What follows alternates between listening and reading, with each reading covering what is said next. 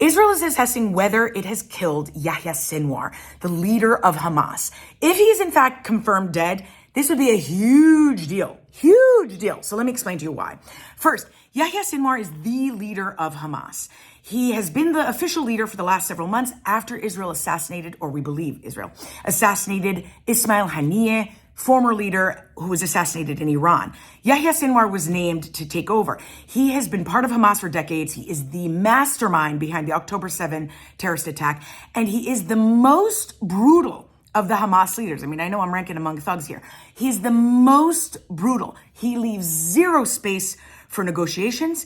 He has a very deep understanding of Israeli psyche, the Jewish culture, Jewish psyche. He understands Hebrew and has used that to his advantage in making the October 7 terrorist attack and the hostage taking afterward and the hanging on of those hostages the most brutal and the most painful for Israel. So not having him around would be significant because it would create the space for a potential ceasefire. He has been the main reason why there is no ceasefire. I know there are issues on both sides, but he's the one who has repeated over and over again, he wants to sacrifice all Gazans in order to achieve this crazy genocidal ideological goal of Hamas, which is to create an Islamic caliphate where you have Israel, Gaza, and the West Bank, and to push the Jews into the sea.